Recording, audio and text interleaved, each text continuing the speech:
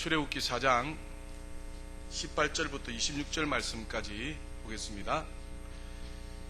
제가 봉독하여 드리겠습니다. 구약성경 86페이지 출애굽기 4장 18절입니다. 모세가 그의 장인 이드로에게로 돌아가서 그에게 이르되 내가 애굽에 있는 내 형제들에게로 돌아가서 그들이 아직 살아있는지 알아보려 하오니 나로 가게 하소서.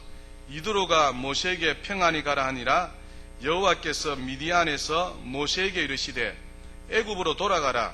네 목숨을 노리던 자가 다 죽었느니라. 모세가 그의 아내와 아들들을 나귀에 태우고 애굽으로 돌아가는데 모세가 하나님의 지팡이를 손에 잡았더라. 여호와께서 모세에게 이르시되 네가 애굽으로 돌아가거든 내가 네 손에 준 이적을 바로 앞에서 다 행하라. 그러나 내가 그의 마음을 완악하게 한즉 그가 백성을 보내주지 아니하리니 너는 바로에게 이르기를 여호와의 말씀에 이스라엘은 내 아들 내 장자라. 내가 내게 이르기를 내 아들을 보내주어 나를 섬기게 하라 하여도 네가 보내주기를 거절하니 내가 네 아들 네 장자를 죽이리라 하셨다 하라 하시니라. 모세가 길을 가다가 숙소에 있을 때에 여호와께서 그를 만나사 그를 죽이려 하신지라. 십보라가 돌칼을 가져다가 그의 아들의 포피를 베어 그의 발에 갖다 대며 이르되 당신은 참으로 내게 피난편이로다 하니 여호와께서 그를 놓아주시니라. 그때에 십보라가 피난편이라 함은 할례 때문이었더라. 아멘. 오늘 이 본문의 말씀으로 좀 나누어서 말씀드리겠는데요. 오늘은 하나님께로 우리의 삶을 고정하자라는 제목으로 말씀을 나누기를 원합니다. 한번 따라합시다. 하나님께로 삶을 조정하라. 하나님께로 삶을 조정하라. 이 제목으로 말씀을 드리기를 소망합니다. 하나님께 우리 모두는 순종해야 하는 줄을 다 압니다. 맞죠? 지금 특세기간입니다만 특세기간 때 여러분에게 말씀드렸습니다. 구하고 찾고 두드리라. 그리하면 구하는 자마다 찾는 자마다 두드리는 자마다 열릴 것인데 우리는 이 말씀을 두고 동일하게 기도로 구하고 기도로 찾고 기도로 두드린다. 그것이 아니다라는 것을 여러분에게 설명을 드렸습니다.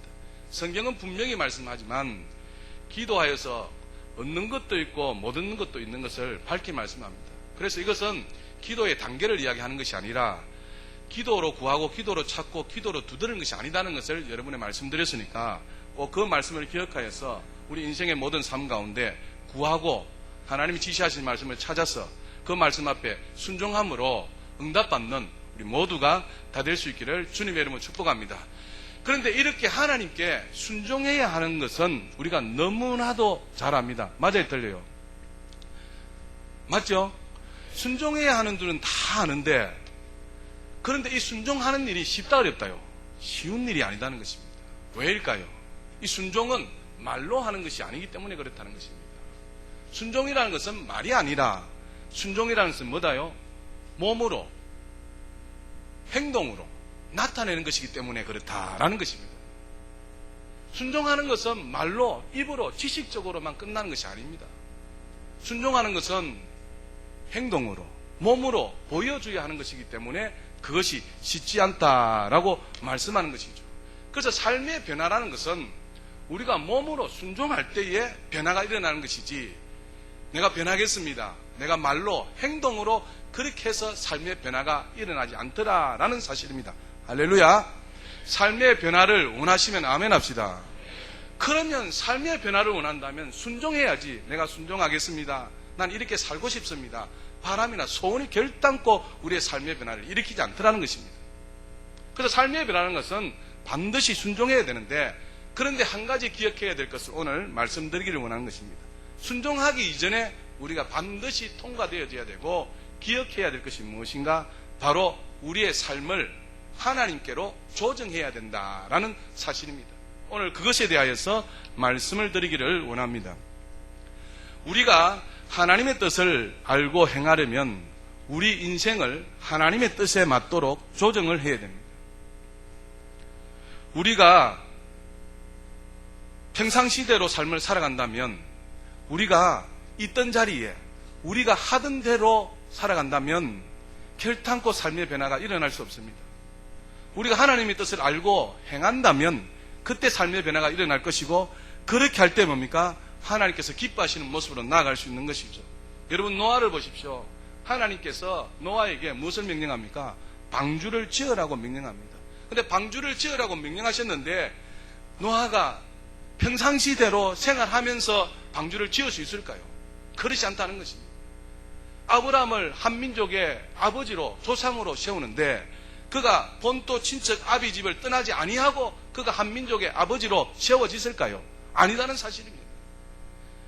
오늘 등장하는 이 모세도 마찬가지입니다. 하나님께서 모세를 세운 목적이 있습니다. 그것이 무엇이다고요? 이스라엘 백성들을 저 광야로 데려가서 그곳에서 하나님을 섬기라고 말씀하시는데, 지금 모세가 미디안 광야에서 양을 치면서 이스라엘 백성들을 구원할 수 있을까요? 아니다는 것입니다. 하나님께서 요나에게 말씀하셨습니다. 요나는 니누에 대한 좋지 못한 감정들이 있었습니다. 자기 아집이 있었습니다. 고집이 있었습니다. 그런데 하나님은 어떻게 하라고요? 저 니누에로 가서 저 백성들을 구원하라 하는데, 요나가 자기 아집과 고집을 가지고 평상시대로 하여서 니누에에 가서 그 백성들을 구원할 수 있었겠느냐? 그렇지 않다는 것입니다. 삶의 변화가 있기를 원한다면 우리가 우리의 삶 가운데 하나님께로 우리의 삶을 조정해야 된다라는 사실입니다. 할렐루야. 그런데 왜 우리가 그렇게 하지 못하느냐라는 사실이죠. 오늘 두 가지 비유를 통해서 한번 말씀을 드리기를 원합니다. 누가복음 18장에 가면은 어떤 부자 청년이 나오게 됩니다. 그 부자 청년의 관심사가 있었습니다. 그것이 무엇인가 하니까 자기가 어떻게 하면 무엇을 얻으리다요? 영생을 얻을까 하는 그 고민이 있었습니다. 자, 누가복음 18장을 한번 찾아가 보시겠습니다. 누가복음 18장입니다. 18장 18절입니다.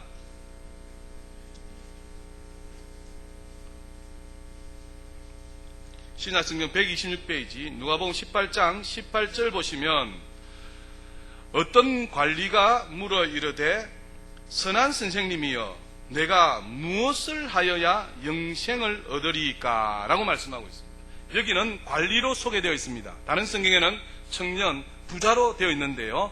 이 관리라는 사실은, 사랑하는 여러분, 이스라엘 민족에서 관리, 관원은 그냥 관리가 되고 관원이 되는 것이 아닙니다.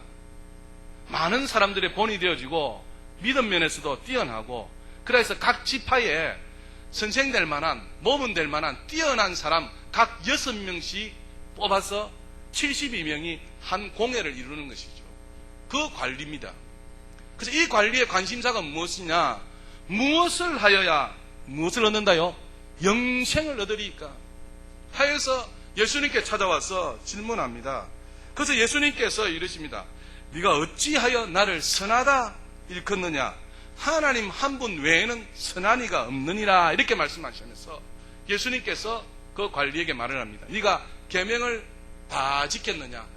하나님의 말씀에 이런 계명 저런 계명이 있는데 다 지켰느냐 하니까, 이 관리가 하는 말이 무엇입니까? 예수님, 내가 어렸을 때부터 이 계명을 어떻게 해요? 다 지켰다라고 해요. 대단합니까? 안 대단합니까? 대단합니다. 어릴 때부터 신앙교육을 잘 받아서 하나님의 계명을 어떻게 해요? 철저히 다 잘 지켰다는 것입니다. 그런데 예수님께서 하시는 말씀이, 이 말씀을 들으시고 참 훌륭하다 하시면서 네게 한 가지 부족한 것이 있다. 그것이 뭐냐? 네게 있는 그 재산을 다 팔아서 가난한 자들에게 나눠주라 합니다. 자, 계속해서 읽을까요? 20절에 네가 계명을 안 하니 간음하지 말라, 살인하지 말라, 도둑질하지 말라, 거짓 증언하지 말라, 내 부모를 공경하라 하였느니라. 21절에 여짜오되 이것은 내가 어려서부터 다 지켰나이다. 22절에 예수께서 이 말을 들으시고 이르시되 내게 아직도 한 가지 부족한 것이 있으니 내게 있는 것을 다 팔아 가난한 자들에게 나눠주라. 그리하면 하늘에서 네 부하가 있으리라. 그리고 와서 나를 따르라 하시니. 이렇게 말씀하고 있는 것입니다. 이 부자는 돈이 아주 많았던 것 같습니다. 하나님의 말씀 계명은 철저하게 다 지켰습니다. 어려서부터 다 지켰다는 것입니다. 그런데 예수님께서 하시는 말씀이 훌륭한데 내게 한 가지 부족한 것이 있다. 그것이 무엇이냐? 내게 있는 재산을 다 팔아서 가난한 자들에게 나누어 주라라는 것입니다. 사랑하는 여러분, 우리도 이런 고민, 갈등이 있을 때가 있을 것입니다. 하나님의 말씀은 지키려고, 순종하려고 몸부림칩니다. 할렐루야. 특별히 우리 교회는 말씀을 하니까 그 말씀 따라 살려고 몸부림칩니다. 그런데 예수님께서 하신 말씀이 저에게, 여러분에게, 지금 부자 청년에게 하는 말처럼, 그래 훌륭하다. 그런데 네게 한 가지 부족한 것이 있는데 네게 재산이 얼마 있느냐?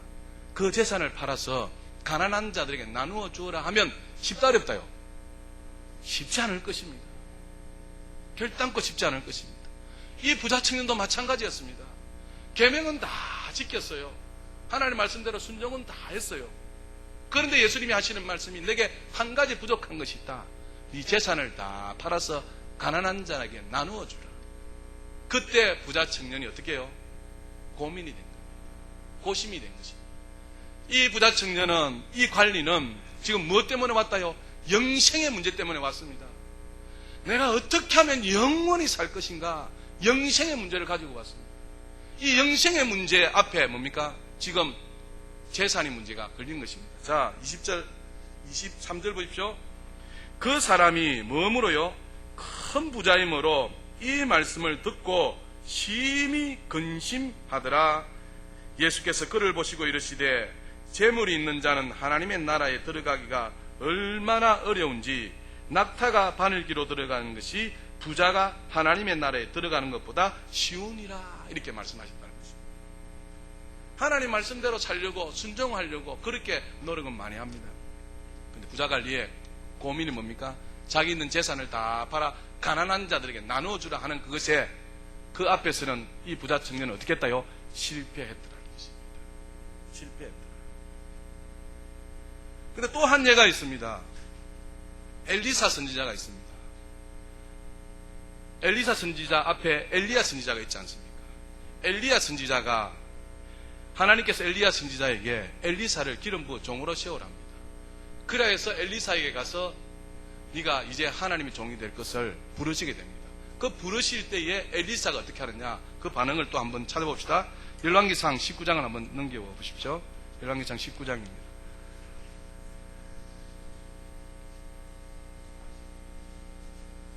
열왕기상 19장 먼저 15절부터 한번 봅시다. 550페이지입니다. 열왕기상 19장 15절입니다. 여호와께서 그에게 이르시되 너는 네 길을 돌이켜 광야를 통하여 다메섹에 가서 이르거든 하사엘에게 기름을 부어 아람의 왕이 되게 하고, 16절에 너는 또 님시 아들 예후에게 기름을 부어 이스라엘의 왕이 되게 하고, 또 아벨모올라 사바시 아들 엘리사에게 기름을 부어 너를 대신하여 선지자가 되게 하라.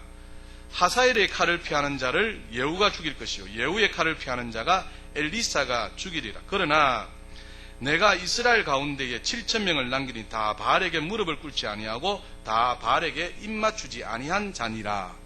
19절입니다. 엘리야가 거기서 떠나 사바시 아들 엘리사를 만나니 그가 12겨리소를 앞세우고 밭을 가는데 자기는 12째 겨리소와 함께 있더라. 엘리야가 그리로 건너가서 겉옷을 그의 위에 던졌더니 20절에 그가 소를 버리고 엘리야에게로 달려가서 이르되 청하건대 나를 내 부모와 입맞추게 하소서. 그리한 후에 내가 당신을 따르리이다. 엘리야가 그에게 이르되 돌아가라. 내가 내게 어떻게 행하였느냐 하니라. 엘리사가 그를 떠나 돌아가서 한 겨리 소를 가져다가 잡고 소의 기구를 불살라 그 고기를 삶아 백성에게 주어 먹게 하고 일어나 엘리야를 따르며 수종 들었더라. 아멘. 말씀드릴게요. 하나님께서 엘리야에게 명령하십니다. 너는 저 다메섹에 가서 하사엘에게 기름을 부어서 아람의 왕이 되게 하라는 것입니다. 뿐만 아니라 님시 아들 예후에게 가서 기름을 부어서 이스라엘의 종이 되게 하라는 것입니다. 그리고 엘리사에게 가서 기름을 부어 너를 대신하여서 선지자가 되게 하라는 것입니다. 그래서 이 엘리야가 이 엘리사에게 찾아가게 됩니다. 찾아갔을 때 이 엘리사의 형편이 어떻느냐, 12겨리 소를 앞세우고 밭을 갈고 있었습니다. 엘리야가 자기 겉옷을 그 위에 던지면서 말을 합니다. 나를 따르라고, 하나님 부르셨다고. 그때 엘리사의 반응이 어떻게 됐느냐, 20절 다시 한번 보시기 바랍니다. 그가 소를 버리고 엘리야에게로 달려갔다라고 이야기합니다. 무슨 말씀인가 하니까 즉각적인 순종을 했다는 말씀입니다. 소를 버리고 지금 12결의 소를 앞세워서 논밭을 갈고 있습니다. 그런데 하나님의 종 엘리야가 그 겉옷을 던져면서 나를 따르라 하니까 지금 12결의 소, 논밭을 가고 있는 그 결의소를 다 내버려두고 소를 내버려두고 즉각적으로 그 말에 순종하여서 누구를 따랐더라고요? 엘리야를 따랐더라라고 말씀하고 있습니다. 이 엘리사가 이렇게 하는 것이 쉬웠을까요? 그렇지는 않을 것입니다. 그런데 엘리사가 하나님 앞에 부름을 받았는데 소도 밭도 논을 갈면서 내가 하나님의 일을 한다. 쉬울까요? 아닙니다요. 그런데 오늘날 많은 신앙인들의 문제가 무엇인가 하니까 바로 이것이 문제라는 것입니다. 오늘날 우리가 살아계신 하나님, 전지전능하신 하나님, 무소부지하신 하나님, 지금도 역사하시는 하나님을 모르는 사람 아무도 없습니다. 예수 믿는 사람이 하나님만을 섬기지 이방신을 섬기지 않습니다. 그럼에도 오늘날 예수 믿는 사람들이 하나님을 직접 경험한다든지 기적을 경험하기는 쉽지 않은 것을 볼 수가 있습니다. 왜 그러냐는 것입니다. 왜 그러냐는 것입니다. 여러분 지식이 없기 때문에 그럴까요? 아닙니다. 오늘날 성도님들이 얼마나 지식이 많습니까? 얼마나 지혜롭습니까? 지식이 없기 때문에 하나님의 기적을 경험하지 못할까요? 아니라고 봅니다. 믿음 생활을 오래 하지 않았기 때문에 하나님을 경험하지 못한다고요? 그것도 아니라고 봅니다. 믿음에서 하나님을 경험하는 사람들이 많습니다. 그런데 믿음 생활을 오래 하지 않았기 때문에 하나님의 기적을 경험하지 못한다. 아니라고 봅니다. 그렇다고 해서 사랑하는 여러분, 하나님 말씀대로 살고 싶은 마음이 없다고요? 아닙니다. 하나님 말씀대로 살고 싶은 마음이 있습니다. 그래서 간절히 기도도 합니다. 성경의 말씀도 잘 알고 있습니다. 어떻게 하면 하나님을 경험할 수 있을까 하는 것도 안다 모른다요. 다 안다는 것입니다. 그런데 왜 하나님을 직접 경험하지 못하느냐는 것입니다. 왜 하나님을 만나지 못하느냐는 것입니다. 오늘 우리의 현실도 마찬가지일 것입니다. 우리 하나님이 살아계시고 지금도 역사하시고 계속해서 지금 들려지는 말씀이 무엇입니까? 하나님께서 우리의 일상의 삶 가운데 깊이 개입하시고 말씀하시고 지금도 일을 하고 계신다는 것입니다. 그런데 왜 그런 하나님을 경험하지 못하느냐는 것입니다.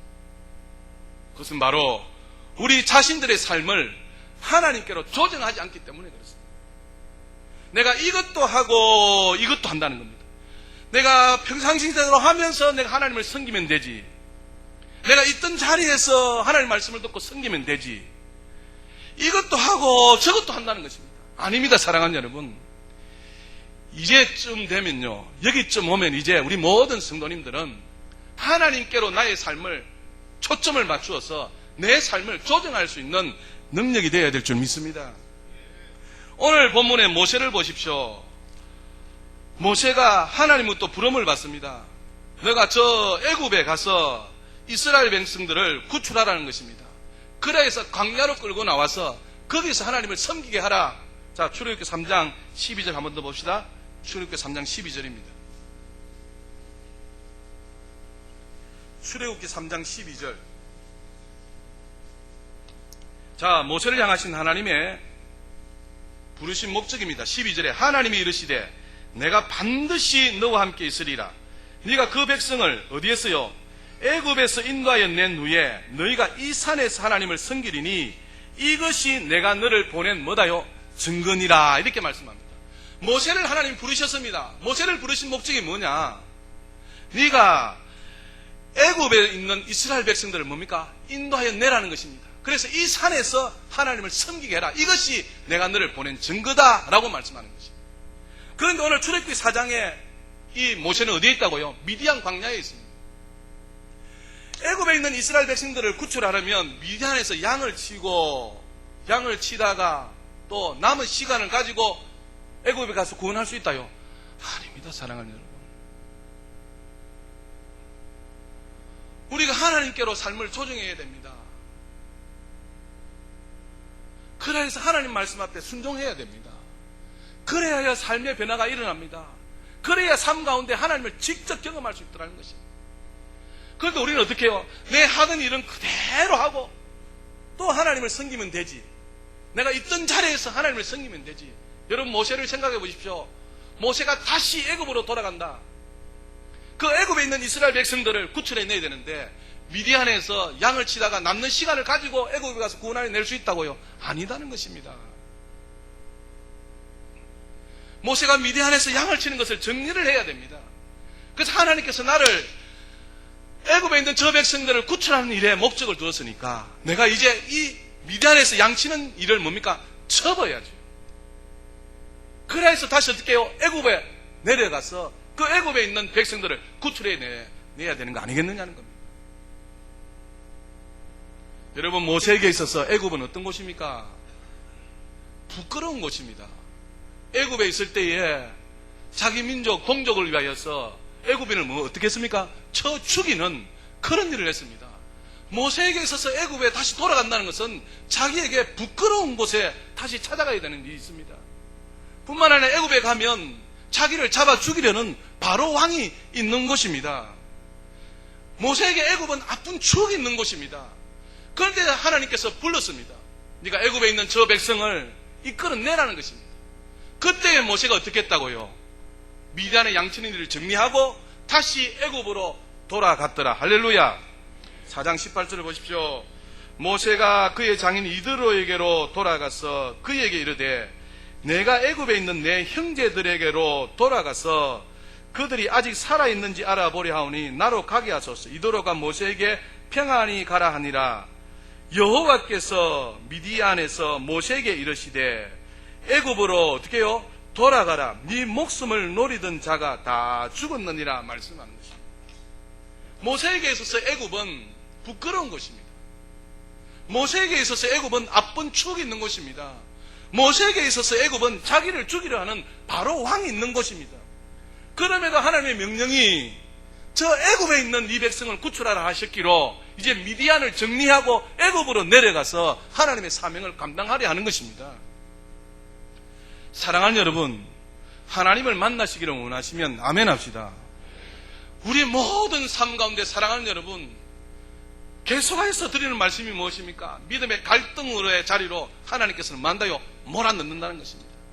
그래서 모든 순간순간에 믿음으로 결정하라고 하나님이 몰아넣는다는 것입니다. 그런데 순종하기 이전에 알아야 될 것은 우리가 하나님께로 조정해야 됩니다. 우리의 삶을. 여러분, 이해가 되십니까? 우리는 이것 하면서 있던 자리에 있으면서 또 이렇게 하면 하나님께서 영광을 받으시고 이렇게 하겠지. 아닙니다, 사람. 예수님께서 제자를 부르시지 않습니까? 제자를 부르실 때도 마찬가지입니다. 예수님께서 두루 찾아다니십니다. 두루 찾아다녔다. 이 말은 뭡니까? 제자가 될 만한 사람들을 뭡니까? 찾았다는 것입니다. 그래서 그 제자를 부를 때에 주님의 제자가 된 그 사람들은 모두가 한결같이 주님이 부르실 때 곧 즉시로 주님을 어떻게 했대요? 따랐더라. 자기 있던 곳을 떠났습니다. 부모와 처자와 자식들을 다 내려놓고 주님을 따랐더라는 것입니다. 이것입니다, 사랑하는 여러분. 오늘 우리에게 하나님이 요구하시는 것은 무엇이냐? 우리의 삶 가운데에 이렇게 하나님께로 우리의 삶을 조정해야 된다. 이렇게 하나님 앞에 우리의 삶을 결단해야 된다는 것입니다. 그래야 할 때 하나님께서 우리를 만나주신다라고 말씀하는 것입니다. 오늘 저와 여러분의 삶은 어떻습니까? 있던 자리에 그대로 있으면서 하나님을 섬기고 있습니까? 하던 일들을 그대로 하면서 하나님을 섬기고 있습니까?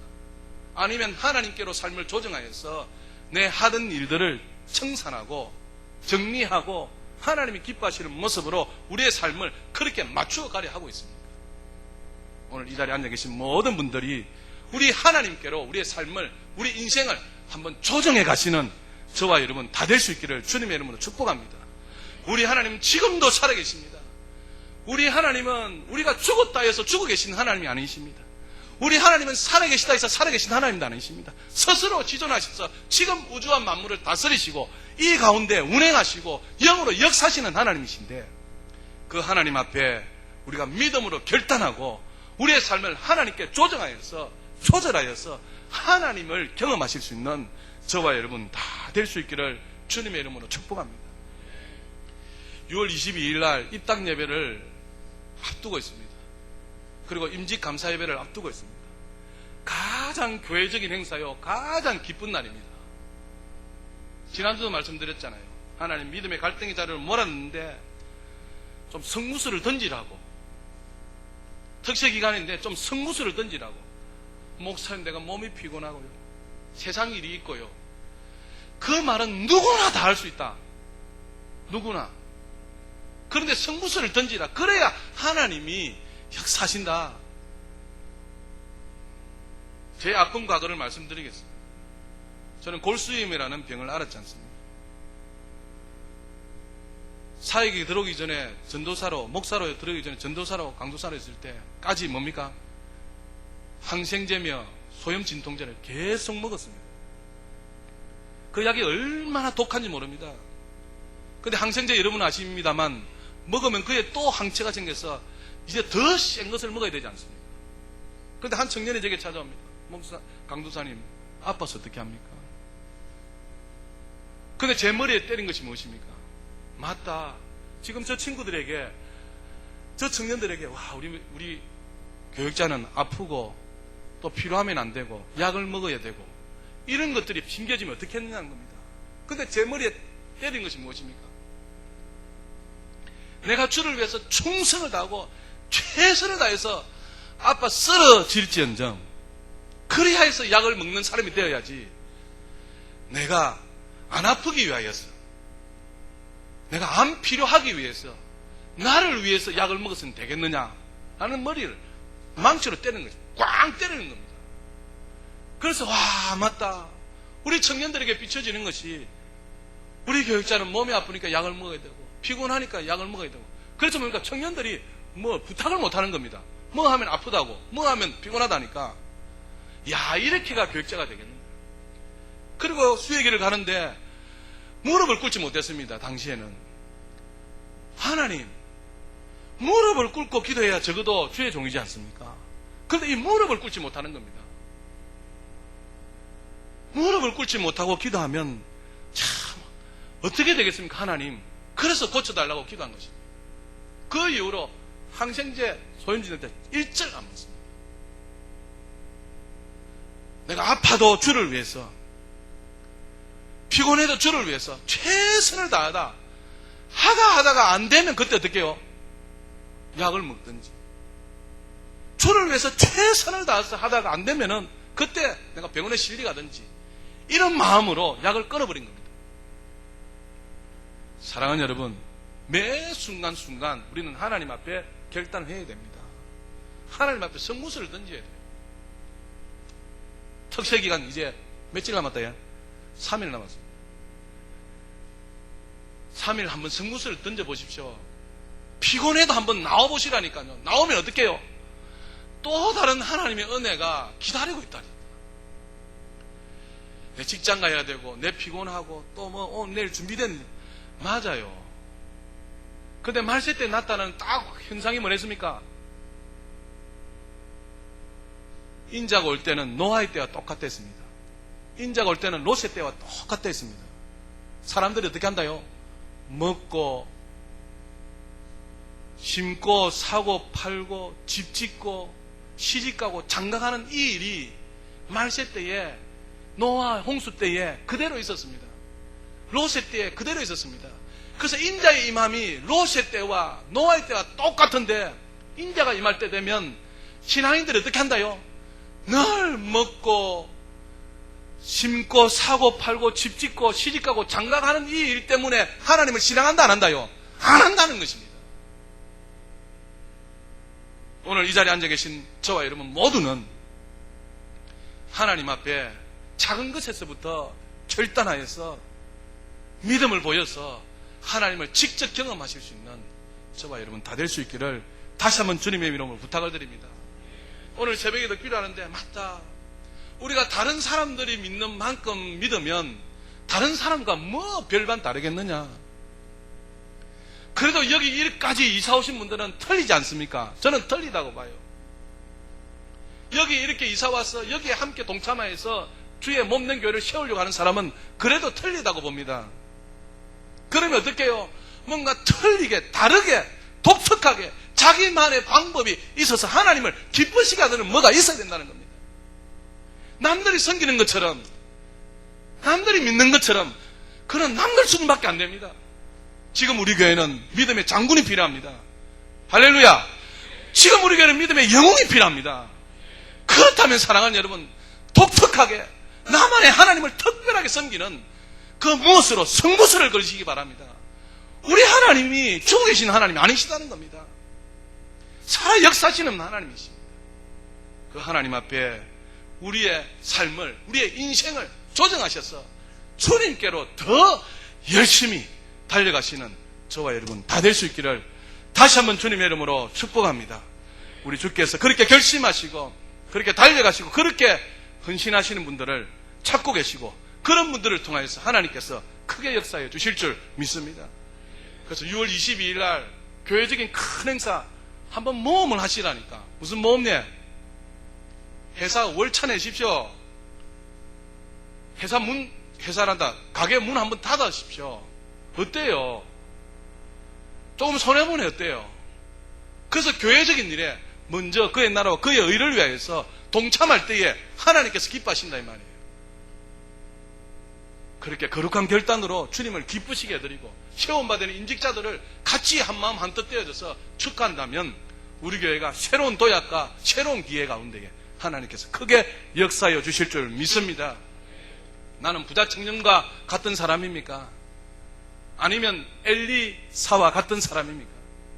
한번 우리 자신들을 돌아봐서 거룩한 믿음으로 결단하셔서 하나님을 경험하시고 하나님께 영광 돌려드리는 우리 모두 다 될 수 있기를 거룩하신 주 예수 이름으로 축복합니다.